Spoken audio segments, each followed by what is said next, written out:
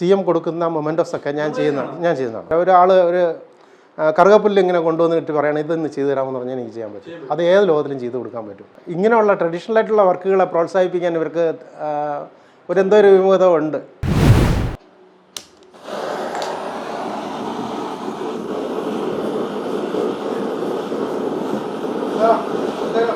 നമസ്തേ. ഇതൊരു പുതിയ വർക്കുമായിട്ട് ബന്ധപ്പെട്ട ഒരു കാര്യങ്ങൾ നടന്നുകൊണ്ടിരിക്കുകയാണ്. അപ്പോൾ സാധാരണ വേദിക് മെറ്റൽ ആർട്ട് എന്ന് പറയുന്ന ഒരു ആർട്ടാണ് ഞാൻ ചെയ്തുകൊണ്ടിരിക്കുന്നത്. അത് 2013 നാഷണൽ അവാർഡ് കിട്ടി, 2016 സ്റ്റേറ്റ് അവാർഡ് കിട്ടി. അപ്പോൾ ഇത് വൈദിക കാലത്ത് നിലനിന്നിരുന്ന ഒരു ചെമ്പ്, പിച്ചള, വെള്ളി ഇങ്ങനെ മൂന്നും ചേർന്നുള്ള അതിൻ്റെ തന്നെ വർണ്ണങ്ങളൊക്കെ നിലനിർത്തിക്കൊണ്ടുള്ളൊരു വർക്കാണ്. അതിൻ്റെ ഒരു വർക്കിൻ്റെ സാമ്പിളാണ് കാണുന്നത്. ഇതൊരു കിണറിൻ്റെ ഡിസൈൻ ചെയ്തുകൊണ്ടിരിക്കുകയാണ്. ഒരു വീട്ടുമുറ്റത്തുള്ള ഒരു കിണർ, ഇതുവരെ ആരും ചെയ്തിട്ടില്ലാത്തൊരു സംഭവം. അതൊരു പറയായിട്ട് ചെയ്തിട്ട് അതിൽ പിടിപ്പിക്കാനുള്ള കുമ്പളകളാണിത്. ഇതെല്ലാം പൂർണ്ണമായിട്ട് കൈകൊണ്ട് ചെയ്ത് സെറ്റ് ചെയ്യുകയാണ്. ഇത് ആ പറയുടെ ഹാങ്ങിങ് ആണ്, 2 സൈഡ് വരുന്ന പിടിയാണ്. ഇതെല്ലാം മൊത്തവും പിച്ചളയിൽ തന്നെ വരുന്ന ഒരു സംഭവമാണ്. അപ്പോൾ ഇത് സമയത്തുള്ളൊരു വീട്ടിലത്തേക്കാണ്. പൂർണ്ണമായിട്ട് മെഷർമെൻറ്റൊന്നുമില്ല, പൂർണ്ണമായിട്ട് കൈകൊണ്ടാണ്. ഇതിൻ്റെ ഓരോ പാർട്ടും നമ്മൾ ചെയ്യുന്നതാണ്. ഇതെല്ലാം മാസ്റ്റർ വർക്കുകളാണ്. അപ്പോൾ ഞങ്ങളൊക്കെ ഈ പത്മനാഭസ്വാമി ക്ഷേത്രവുമായിട്ട് ബന്ധപ്പെട്ട ട്രഡീഷണൽ ആർട്ടിസൻസാണ്. അപ്പോൾ പരമ്പരാഗതമായിട്ടുള്ള സ്വർണ്ണപ്പണി ഇപ്പോഴും ഞാൻ ചെയ്യുന്നുണ്ട്. അപ്പോൾ ഞങ്ങളെയൊക്കെ സംബന്ധിച്ചിടത്തോളം എല്ലാ മെറ്റലും കൈകാര്യം ചെയ്യാൻ പറ്റും. അപ്പോൾ ഇതിനുള്ള ടൂൾസ് കാര്യങ്ങളൊക്കെ നമുക്ക് വാങ്ങിക്കാൻ കിട്ടുന്നതല്ല. അപ്പോൾ നമ്മുടെ ആവശ്യത്തിനുള്ള ടൂൾസ് എല്ലാം ഞങ്ങൾ തന്നെ ചെയ്തെടുക്കുന്നത്, എല്ലാം ഉണ്ടാക്കിയെടുക്കുകയാണ്. നമ്മുടെ ആവശ്യത്തിനുള്ള ഓരോ കാര്യങ്ങളും നമ്മൾ തന്നെ ചെയ്തെടുക്കണം. അപ്പോൾ ഇരുമ്പ്, ചെമ്പ്, പിച്ചള, വെള്ളി എല്ലാം ഞങ്ങൾക്ക് വഴങ്ങും. അതാണ് ഈ ഒരു പാരമ്പര്യത്തിൻ്റെ ഒരു പ്രത്യേകത എന്ന് പറയുന്നത്. ഇതെല്ലാം ബ്രാസാണ്. ഇതൊരു മൊമെൻറ്റോയ്ക്ക് വേണ്ടിയുള്ളൊരു തയ്യാറെടുപ്പാണ്. ഷീറ്റിൽ തന്നെ ചെയ്യുന്ന, സാധാരണ ഇപ്പോൾ വാർത്ത് ചെയ്യുന്ന മൊമെൻറ്റോസ് ഉണ്ട്. ഇതിപ്പോൾ കുറച്ചുകൂടെ നമുക്ക് കോസ്റ്റ് കുറച്ച് ചെയ്യാൻ പറ്റുന്ന മൊമെൻറ്റോസാണ്. ഇപ്പോൾ CMന് വേണ്ടി കൊടുക്കുന്ന മിക്കവാറും മൊമെൻറ്റോസൊക്കെ ഞാൻ ചെയ്യുന്നതാണ്. ബ്രാസിലുള്ളതെല്ലാം ഞാൻ ചെയ്യുന്നതാണ്. ഏതാണ്? ഇത് ഇതെല്ലാം കിണറിന് വേണ്ടിയുള്ള ഫിറ്റിങ്സാണ്. ഇത് ആരും ഇങ്ങനെ ഒരു സംവിധാനം ചെയ്തിട്ടില്ല. ഒരു വ്യത്യസ്തമായൊരു സംഭവമാണ്. ഇതെല്ലാം അതിനുള്ളതാണ്. ഇത് മൊത്തം പോളിഷ് ചെയ്ത് ഇനി ക്ലിയർ കോട്ട് ചെയ്ത് കഴിഞ്ഞാൽ ഇപ്പോൾ മഴയത്തായാലും വെയിലത്തായാലും ഇതിന് വേറെ പ്രശ്നമൊന്നും, കളർ പെയ്ഡാവുകയോ അങ്ങനെയൊന്നും വരില്ല.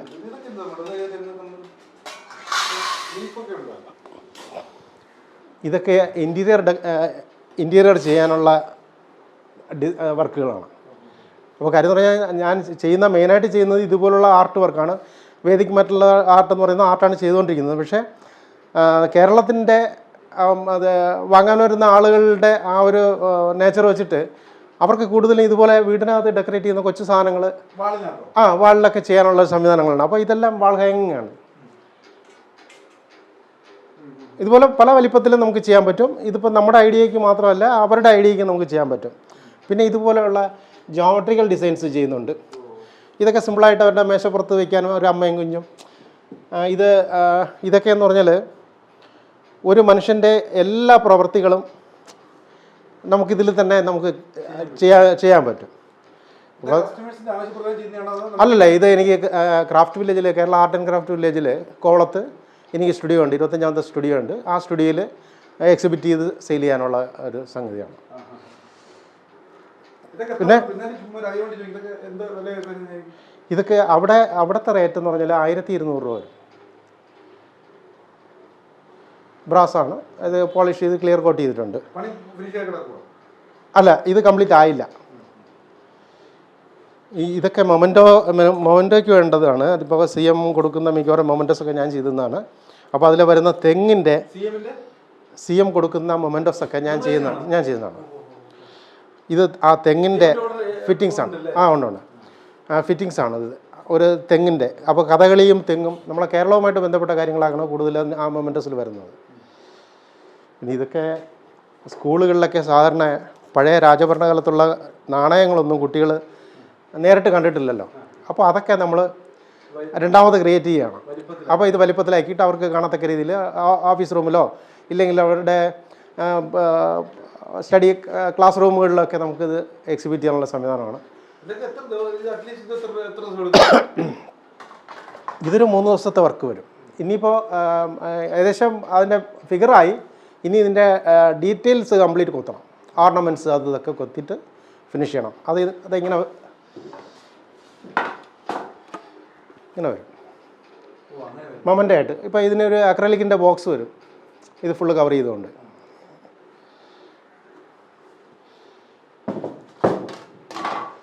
ഇതൊക്കെ വർക്ക് നടന്നുകൊണ്ടിരിക്കുന്നു, കംപ്ലീറ്റ് ആയില്ല, കുറച്ചുകൂടെ ഇത് പൂർത്തിയാക്കാനുണ്ട്. ബ്രാസാണത്. അതെ. ഇപ്പോൾ നമ്മുടെ ആശയവും നമ്മൾ ചെയ്യുന്നുണ്ട്. ഇത് തെയ്യത്തിൻ്റെയും തിറയുടെയൊക്കെ കുറച്ച് വർക്കുകൾ ചെയ്തുകൊണ്ടിരിക്കുന്നു. ഡിസംബറിൽ ഒരു എക്സിബിഷൻ എറണാകുളത്തുണ്ട്, അപ്പോൾ അതിനുവേണ്ടിയുള്ള കുറച്ച് തയ്യാറെടുത്തുകൊണ്ടിരിക്കുകയാണ്. ഇപ്പോൾ കുറച്ച് കൂടുതലായിട്ട് എനിക്ക് നമ്മുടെ ഇവിടുത്തെ അന്തരീക്ഷം വെച്ചുകൊണ്ട്, കേരളത്തിലെ അന്തരീക്ഷം വെച്ചുകൊണ്ട് നമുക്ക് ദൈനംദിനം നിലനിന്ന് പോകണമല്ലോ, അതിനു വേണ്ടി നടത്തിയൊരു പരീക്ഷണമാണ് മാവലത്തോരണം എന്ന് പറയുന്നൊരു സാധനം. ഇത് സാധാരണ വീടുകളിൽ വാതിലിൽ അലങ്കരിക്കാനായിട്ട് നമ്മൾ സാധാരണ മാവല വിശേഷ ദിവസങ്ങളിലൊക്കെ പച്ച മാവല കോർത്തിടും. അതിന് സബ്സ്റ്റിറ്റ്യൂട്ടായിട്ട് ബ്രാസിൽ ഇത് ചെയ്യുകയാണ്. അല്ല, നമ്മൾ അല്ലാത്ത ദിവസങ്ങളിൽ ഇത് അങ്ങനെ തന്നെ കിടക്കും. അപ്പോൾ ഇതിന് നല്ല ഡിമാൻഡുണ്ട്. ഇപ്പോൾ നോർത്ത് ഇന്ത്യക്കാരൊക്കെ വന്നു കഴിഞ്ഞാൽ ഇത് വാങ്ങിക്കൊണ്ട് പോകുന്നുണ്ട്. പിന്നെ ഇതിനൊരു പ്രത്യേകത എന്ന് പറഞ്ഞാൽ ഈ പിച്ചള എന്ന് പറയുന്ന ലോഹം ബുധൻ ഗ്രഹവുമായിട്ട് ബന്ധപ്പെട്ട ഒരു ലോഹമാണ്. അപ്പോൾ നമ്മുടെ വീടിനെ സംബന്ധിച്ചിടത്തോളം ഓരോ പാർട്ടിനും ഓരോ കാരകത്വമുണ്ട്, ഓരോ ഗ്രഹത്തിനും സ്വാധീനമുണ്ട്. അതിൽ പ്രധാന വാതിൽ ബുധഗ്രഹത്തിനാണ് സ്വാധീനം. അപ്പോൾ ഇത് അതിന് അനുയോജ്യമാണ്. ഈ പിച്ചള എന്ന് പറയുന്ന ലോഹം ആ മുൻവാതിലിൽ തൂക്കുന്നത് അനുയോജ്യമാണ്, ശുഭകരമാണ്. തീർച്ചയായിട്ടും പിച്ചള വേണം. ഇതൊരു സെറ്റായിട്ട് ഒരു 13 അടങ്ങിയ ഒരു സെറ്റായിട്ടാണ് ഇത് ചെയ്യുന്നത്. ഇതിൻ്റെ വലിയ സെറ്റുമുണ്ട്, ലീഫുണ്ട്. ഇത് സാധാരണ ഒരു മാവലയുടെ തന്നെ അത്രയും വലിപ്പത്തിലുള്ളതാണ്. തീർച്ചയായിട്ടും. ഇതെന്ന് പറഞ്ഞാൽ നമ്മൾ പണ്ട് ഈ സാനിറ്റൈസർ ഉപയോഗിക്കുന്നതിന് പകരമായിട്ടാണ് ഈ മാവല നമ്മുടെ ആചാരത്തിൻ്റെ ഭാഗമായിട്ട് ഉപയോഗിച്ചുകൊണ്ടിരുന്നത്. എങ്ങനെ പറഞ്ഞാൽ ഇപ്പോൾ ഒരു മഹാകുംഭാഭിഷേകം നടക്കുന്നു, ആ കലശത്തിൻ്റെ മുകളിൽ നമ്മൾ മാവിൻ്റെ കൊണ്ട ഒടിച്ച് അതിൻ്റെ മൂട് അകത്ത് വരത്തക്ക രീതിയിൽ നമ്മൾ കുത്തി ഇടാറുണ്ട്.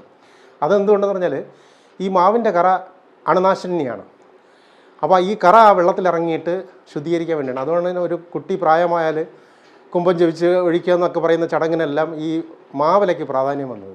പിന്നെ ഒരു ഡെഡ് ബോഡി നമ്മൾ ശവസംസ്കാരത്തിന് എടുക്കുന്നതിന് മുമ്പേ ഈ എടുക്കുന്ന ആളുകളെ ബാധിക്കാതിരിക്കാൻ വേണ്ടി ഇതിന് നമ്മൾ ഇപ്പോൾ ഡെറ്റോൾ അങ്ങനെയൊന്നും നമ്മൾ തളിക്കാറില്ല. ഇത് ആചാരപരമായിട്ട് മകനെ കൊണ്ട് ഒരു കലശത്തിൽ മാവലയൊക്കെ വെച്ച് തേങ്ങയൊക്കെ വെച്ച് ഇങ്ങനെ ഒരു ആചാരത്തിൻ്റെ ഭാഗത്ത് കൊണ്ടുവന്നിട്ട് ഈ മാവിൻ്റെ കറ വീണ വെള്ളമാണ് നമ്മളിങ്ങനെ തളിക്കുന്നത്. അത് ആചാരമായിട്ട് ചെയ്യുന്നുണ്ടെങ്കിലും ശരിക്കൊരു അണുനാശനമാണ് അതൊന്നും നടക്കുന്നത്. അപ്പോൾ ഇത് ഈ വേദിക് മെറ്റൽ ആർട്ട് എന്ന് പറയുന്ന ആർട്ട് തന്നെ നഷ്ടപ്പെട്ടു പോയതാണ്. അപ്പോൾ ഞാനിങ്ങനെ ഈ വർക്കൊക്കെ ചെയ്തുകൊണ്ടിരുന്ന ഇതിൻ്റെ എംബോസിങ് വർക്കൊക്കെ ചെയ്തുകൊണ്ടിരിക്കുമ്പോൾ അച്ഛനും അപ്പൂപ്പനൊക്കെ പറയും ഇതിനൊരു പൂർവികം ഉണ്ടായിരുന്നു, വൈദികകാലത്ത് നിലനിന്നിരുന്ന ഒരു കലയുണ്ടായിരുന്നു. അപ്പോൾ അതിൻ്റെ ചെറിയ സെക്ഷൻ മാത്രമേ നമുക്കിന്ന് കാണാൻ പറ്റുന്നത് തഞ്ചാവൂരുള്ള തഞ്ചാവൂർ തട്ടെന്ന് പറയും. അതൊരു റൗണ്ട് ഷേപ്പിലുള്ള ഒരു ഷീൽഡാണ്. അതിൽ വെള്ളി, ചെമ്പ്, പിച്ചള ഇങ്ങനെ വെച്ച് പല ലോഹങ്ങൾ വെച്ച് ചെയ്യുന്നതാണ്. അതിന്ന് മാനുവലായിട്ട് ചെയ്യുന്നില്ല, എല്ലാം പ്രിൻ്റ് ചെയ്ത് ഒട്ടിച്ചുള്ള സംവിധാനമാണ്. അതിൻ്റെ പൂർവ്വ അവസ്ഥയിലുള്ള വർക്കുകളാണ് ഇതൊക്കെ. അതിൽ ചെമ്പ്, പിച്ചള അതെ. ഓരോ ലോഹത്തിനും ഓരോ സ്വഭാവമുണ്ട്, ഓരോ വർണ്ണമുണ്ട്. അത് നിലനിർത്തി വെള്ളിയുണ്ട്. ഇതതുപോലെ വരുന്ന വർക്കിൻ്റെ പാർട്ടുകളാണ്. ഇത് വേറെ ഒരെണ്ണം ചെയ്യാനായിട്ട് അതിൻ്റെ ബേസൊക്കെ റെഡിയായി കഴിഞ്ഞു. അതിൻ്റെ പാർട്ടുകളാണ് ചെമ്പ്, പിച്ചള ഇങ്ങനെ ഓരോ ലോഹവും. അപ്പോൾ കാമധേനുവും കൽപ്പവൃക്ഷവും എന്ന് പറഞ്ഞാൽ ഒരു 3.5 അടി വരെയുള്ള ഒരു വർക്കിനാണ് എനിക്ക് നാഷണൽ അവാർഡ് കിട്ടിയത്. ആ വർക്കിപ്പോൾ കേരള ആർട്ട് ആൻഡ് ക്രാഫ്റ്റ് വില്ലേജിൽ പ്രദർശിപ്പിച്ചിട്ടുണ്ട്. പിന്നെ സ്റ്റേറ്റ് അവാർഡ് കിട്ടിയ വർക്ക് സുന്ദരേശ്വരർ 5.5 അടി വരെയുള്ള ഒരു ശിവൻ്റെ ഒരു തീർച്ചയായിട്ടും ക്ഷമ വേണം. അതുപോലെ ഇതിൻ്റെ ഈ മെറ്റലിന് ഓരോന്നിനും ഓരോ സ്വഭാവമുണ്ട്, ഇത് അറിഞ്ഞിരിക്കണം. ഇപ്പോൾ ചെമ്പും അതും കൂടെ നമുക്ക് ഒന്നിച്ചതിൽ ഫിക്സ് ചെയ്തിട്ട് നമുക്ക് പോളിഷ് ചെയ്യാൻ പറ്റില്ല. എന്നാൽ കോപ്പറിൻ്റെ കളർ ഇതിൽ കയറി വരും. അപ്പോൾ ഇത് രണ്ട് അതിൻ്റെ കോമ്പിനേഷൻ അങ്ങ് മാറിപ്പോവും. അപ്പോൾ അതുകൊണ്ട് ഓരോന്നും പോളിഷ് ചെയ്ത് ക്ലിയർ കോട്ട് ചെയ്തിട്ടാണ് അതിൽ സെറ്റ് ചെയ്യുന്നത്. എന്നിട്ട് ഫൈനൽ കോട്ട് ചെയ്യും. ഞാൻ അവാർഡ് കിട്ടിയതിന് ശേഷം 36 പേരെ സൗജന്യമായിട്ട് ഈ മെറ്റൽ ക്രാഫ്റ്റ് പഠിപ്പിച്ചു. കാര്യം എന്ന് പറഞ്ഞാൽ അന്യം നിന്ന് പോയ ഒരു കല ഒരു 10-11 വർഷം ഞാൻ ഇതിൻ്റെ പിറകെ അന്വേഷിച്ചിറങ്ങി. തമിഴ്നാട്ടിലും ഞങ്ങളുടെ പൂർവികം തഞ്ചാവൂരാണ്. അങ്ങനെ അച്ഛൻ്റെയും അപ്പൂപ്പൻ്റെയൊക്കെ സമകാലികരായ ആളുകളെയൊക്കെ ഇങ്ങനെ കണ്ടെത്തി ഇതിനെക്കുറിച്ചുള്ള ഡേറ്റാസ് എല്ലാം കളക്ട് ചെയ്തിട്ട് ഒരു 11 വർഷമായി ഇതിൻ്റെ ശരിക്കൊരു വർക്ക് ഈ വേദിക് മെറ്റൽ ആർട്ടിൻ്റെ ആ തത്വം അനുസരിച്ച് ചെയ്യാനായിട്ട്. അപ്പോൾ അത് ചെയ്ത് 2ാമത്തെ വർഷം ഒരു നാഷണൽ അവാർഡിനെ കുറിച്ചൊന്നും എനിക്ക് അങ്ങനെ ഒരു ധാരണയൊന്നും ഉണ്ടായിരുന്നില്ല. പക്ഷേ ഞാൻ ചെയ്ത ഒരു വർക്കിന് ആദ്യമായിട്ട് കേരളത്തിൽ മെറ്റൽ ക്രാഫ്റ്റിലെ നാഷണൽ അവാർഡ് കിട്ടി എനിക്ക്. അങ്ങനെ രാഷ്ട്രപതിയുടെ അവാർഡ് വാങ്ങിച്ചു. പ്രണബ് മുഖർജിയിൽ നിന്ന് 2013 അവാർഡ്. ഇതിലെന്തും ചെയ്യാം, നമ്മൾ കാണുന്നത് എന്തെങ്കിലും ചെയ്യാം. ഇപ്പോൾ ഞാൻ പറഞ്ഞുതരാം, ഒരാൾ ഒരു കറുകപ്പുല്ല് ഇങ്ങനെ കൊണ്ടുവന്നിട്ട് പറയണം ഇതൊന്ന് ചെയ്തു തരാമെന്ന് പറഞ്ഞാൽ എനിക്ക് ചെയ്യാൻ പറ്റും. അത് ഏത് ലോകത്തിലും ചെയ്ത് കൊടുക്കാൻ പറ്റും. ഒരു വൃക്ഷം ചെയ്യണമെന്ന് പറഞ്ഞാൽ അത് നമുക്ക് ചെയ്യാൻ പറ്റും. ഒരു മനുഷ്യൻ്റെ ഫിഗർ ചെയ്യണമെന്ന് പറഞ്ഞാൽ അത് ചെയ്യാൻ പറ്റും. ഞാനിപ്പോൾ കൂടുതൽ പോർട്രേറ്റുകൾ ചെയ്യുന്നുണ്ട്. അതിപ്പോൾ മൊമെൻ്റ് ആയിട്ട് ഒരാളിൻ്റെ ഫോട്ടോ തന്നു കഴിഞ്ഞാൽ അതിനെ നമ്മൾക്ക് ഏത് മെറ്റലിലും ചെയ്ത് മൊമെൻ്റ് ആയിട്ട് കൊടുക്കാൻ പറ്റുന്നുണ്ട്. ഞാനിപ്പോൾ ചെയ്തതിൽ ലേറ്റസ്റ്റ് CMൻ്റെ വർക്ക് ഇപ്പോൾ അവിടെ ഇരിപ്പുണ്ട്, ക്രാഫ്റ്റ് വില്ലേജിൽ ഇരിപ്പുണ്ട്. കോഴിക്കോടുള്ള ജീവിച്ചിരിക്കുന്ന 2 ഡോക്ടർമാർ റിട്ടയർ ചെയ്ത സമയത്ത് മെഡിക്കൽ കോളേജുകാർ അവർക്ക് കൊടുത്തത് വന്നിട്ട് അവരുടെ തന്നെ മെറ്റലിലെ ഫിഗർ വെച്ചുള്ള മൊമെൻ്റാണ്. തീർച്ചയായിട്ടും ധാരാളം പേര് വരുന്നുണ്ട്. ക്രാഫ്റ്റ് വില്ലേജിൽ ഇപ്പോൾ ധാരാളം പേര് വരാറുണ്ട്. അല്ല, അങ്ങനെ ഇതുവരെയും നമുക്ക് ചെയ്തു കൊടുക്കാൻ പറ്റിയിട്ടില്ല. VS അച്യുതാനന്ദൻ സാറിൻ്റെ ചെയ്ത് വെച്ചിട്ടുണ്ട്, ക്രാഫ്റ്റ് വില്ലേജിൽ വെച്ചിട്ടുണ്ട്. പിന്നെ മുഖ്യമന്ത്രിയുടെ ചെയ്ത ഒരു വർക്ക് അവിടെ ഇരിപ്പുണ്ട്. അങ്ങനെ പല വർക്കുകളും ചെയ്യുന്നുണ്ട്. എന്ത് ചെയ്യാൻ പറ്റും. പിന്നെ അതുകൂടാതെ ക്രാഫ്റ്റ് വില്ലേജിൽ തന്നെ നമ്മുടെ വിശ്വാസം അനുസരിച്ചുള്ള ചില ആശയങ്ങൾ, നമ്മളിപ്പോൾ ഒരു കവിത എഴുതുന്നത് പോലെ ഈശ്വരനെ നമ്മൾ നേരിട്ട് കണ്ടിട്ടില്ല. അപ്പോൾ ഈശ്വരൻ എങ്ങനെ ഇരിക്കുന്ന ഒരു ചോദ്യത്തിന് ഉത്തരമായിട്ട് ഞാനവിടെ ആദി മാതാ പിതാ ഗുരു ദൈവം എന്ന് പറഞ്ഞൊരു കൺസെപ്റ്റിൽ ഒരു വർക്ക് അവിടെ ചെയ്തിട്ടുണ്ട്. അത് വ്യത്യസ്തമായ സംഭവമാണ്. അതുപോലെ ഇപ്പോൾ ആവശ്യപ്പെടുന്ന ആരുടെയും ഒരു ഭാവന നമുക്ക് ഈ മെറ്റലിൽ ക്രിയേറ്റ് ചെയ്ത് കൊടുക്കാൻ പറ്റും. അത് കാണുന്നതും കാണാത്തതുമായിട്ട് എന്ത് കാര്യം.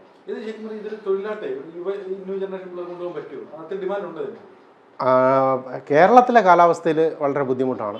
കാരണം ഇവരൊക്കെ ഇങ്ങനെയുള്ള ട്രഡീഷണൽ ആയിട്ടുള്ള വർക്കുകളെ പ്രോത്സാഹിപ്പിക്കാൻ ഇവർക്ക് എന്തോ ഒരു വിമുഖത ഉണ്ട്.